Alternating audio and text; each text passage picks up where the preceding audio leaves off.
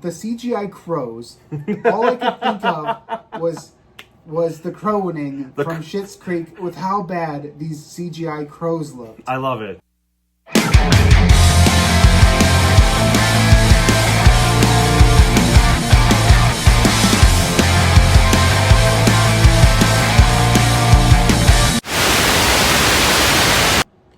Greetings, horror fans, and welcome to another episode of The Sons of Haddonfield.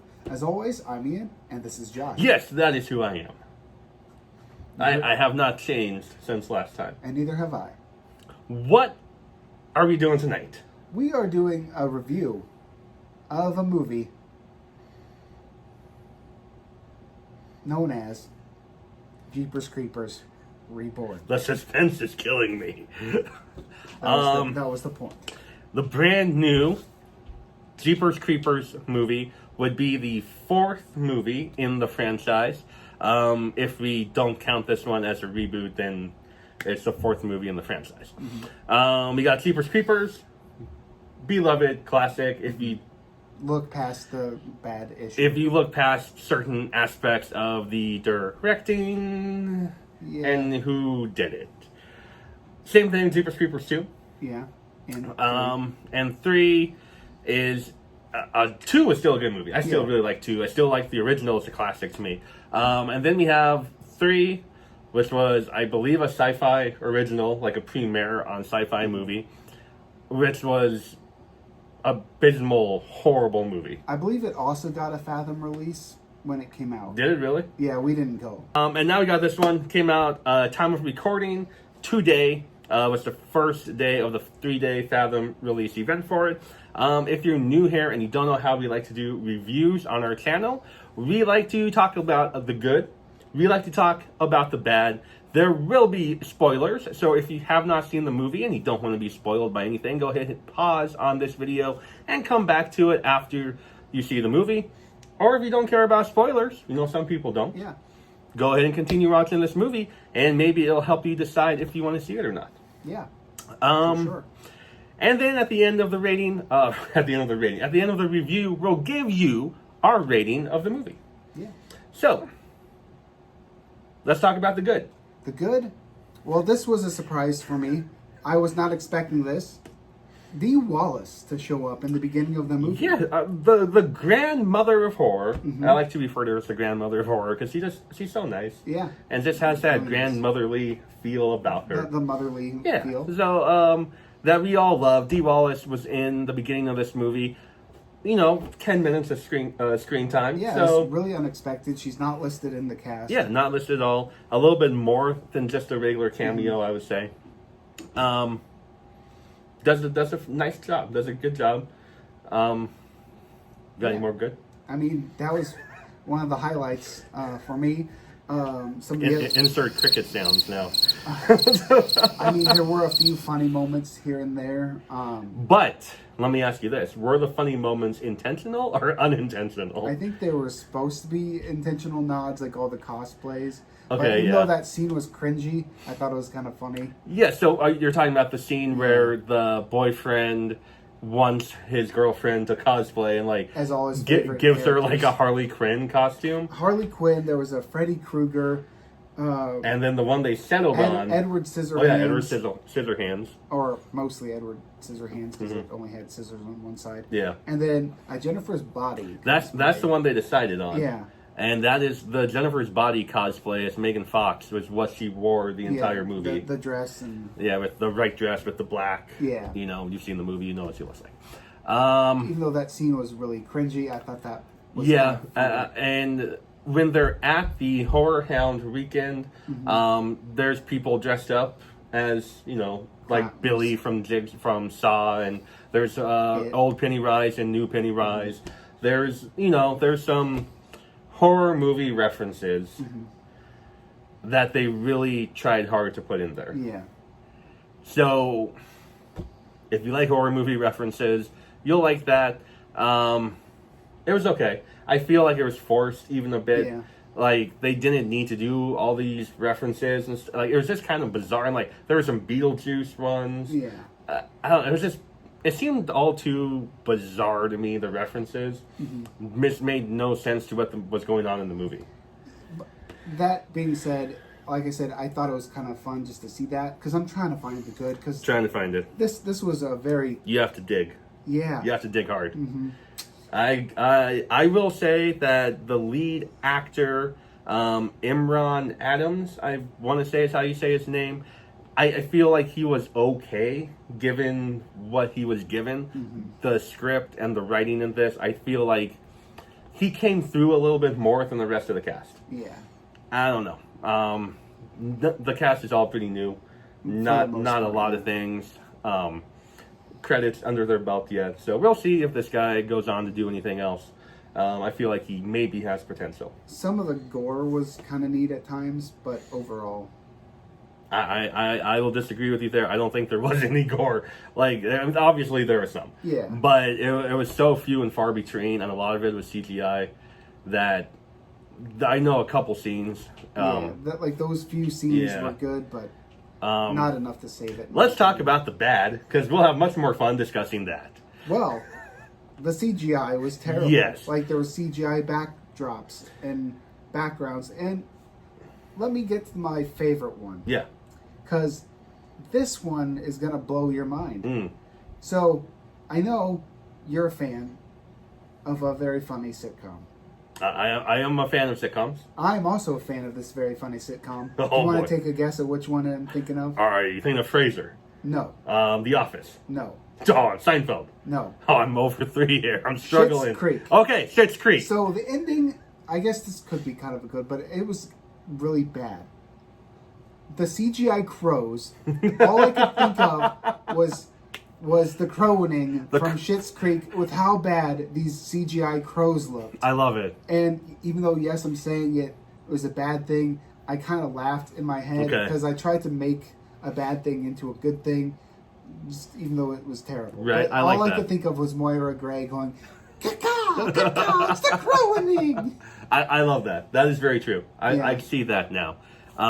Yeah. The CGI was bad to be a sci-fi original movie. It was bad. And this wasn't a sci-fi original movie. It was laughable. It actually literally made me laugh in the theater. How bad it was. What do we think about the writing and dialogue of this movie? No, not great. Ash. So the beginning dialogue with Dee Wallace, even though she was in it and it was good, it felt like a knockoff of the first movie. Yeah. And the very it was almost like a shot for shot telling of the movie in a short 10 minutes. So it was Justin Long, and I forgot the actress that played his sister. I don't remember either. But it was Dee Wallace and her husband in the movie, Gary Graham, were doing a reenactment of that first movie In 10 minutes. in a 10-minute frame. And even some of the dialogue was saying oh, I don't think we're supposed to see that. And they were oh, beating you. Oh, or is it bee eating you? Like the first movie, but it wasn't. Yeah, it was the first movie compressed in a 10-minute section. Even though Dee Wallace was good, and so was Graham. Yeah. Or Gary Graham. The dialogue in that scene and the rest of it too was not great. No, it was not good at all. It was very forced, tongue-in-cheek. Yeah, it was. But Dee Wallace is Dee Wallace. Yeah. And we still love her. The directing. It was all over the place. It- Basically, you take the Creeper character, which is a cicada killer who hibernates for 23 every years 23 years. and comes out and hunts for 23 days and goes back. Yeah. But in this movie, they made it like a lizard, creature. It was very reptilian with the wings. And then they set it at this horror convention, and they made it so the two characters were randomly put into an escape room, which was the original house. How did they get a ticket to rent? I think they bought tickets at the opening, and somehow that lady put them in. Because when they went into, if you've seen the movie, you know what we're talking about. When they went into the little area where they were doing the draw, the Creeper draw, they're oh, let's go in here. This looks like it could be entertaining. And then all of a sudden, they knew exactly what it was. So And they also did a lot of the directing. We're speaking of the directing. That gives us an idea of the story being all over the place. Here's another idea and concept for you about the directing. We didn't really get on-screen kills. No. Most of them were off-screen, and if they were on-screen, it would do that like really fast, blurred movement. So you couldn't really appreciate what was happening. Like, you couldn't really see the gore, in my opinion. You couldn't really see the kill, because there was like that zooming around. Oh, this person's dead now. Ha. Yeah. Like, I don't like that. I don't either. I want to see the kill. I want to see the gore on screen. I don't want to zoom around and pretend that we're seeing it. Yeah, with some practical effects, preferably. So I was not a fan of the directing at all. Yeah, me neither. This movie... Apparently, the director was a fan of the movies, and they had some trouble, as he was explaining, but... still, it was not good. No, it was not good. My thoughts on it was the whole cult idea was just not working for it never ever, from the time it began, even with Barbara Crampton's character, from the time it ended, it never to me felt like a Jeepers Barbara Crampton. Dee Wallace's character. Sorry, from Dee Wallace's character, it never felt like a Jeepers Creepers movie to me. The locations, I feel, were off. The atmosphere, I feel, was off. It just never had that sense that the originals did. Like if the creeper was really hunting and eating the way it's said in the other first two movies, which are great. Yeah. Why would he only target the two people at this one isolated location? Like, this was Halloween: The Curse of Michael Myers, but done way worse and on a much lower budget than that movie was. Well, you know, they wanted to make it a cult. They wanted to have it be about an unborn baby. Yeah. They wanted to do all of this stuff that everyone hated Halloween 6 for. Now people can look back and appreciate Halloween 6 for what it was. I don't think people are going to look back on this the same way. They're not going to look back at this on the same way, because that movie, Halloween 6, still had redeeming qualities about it. It was different than what people expected, but it was still, in my mind, a pretty good movie. This movie was different than what we expected, and at the same time, a very bad movie. Yeah. Also, I just need to throw this out there. One of my other pet peeves about this was the character not being believable for the role. Like, of the creeper? No, the lead actress. Okay. Like, just her storyline. Like, so there's like this fake thing at the horror convention which is more like an outdoor carnival. Yeah, I've been to a lot of horror hounds, or not a horror hounds, but I've been to a lot of horror cons. You've been to a lot of horror cons. And it's set outdoors with there was a carnival. There's a booth where they throw like throwing stars or the creeper's weapon, because that was one of the things at a Target, and somehow she's a pro at it when she's never done it before, and she's like, oh, what do I do? Oh my gosh. And the guy's like, oh, do this and do this, and like instantly she's like a pro.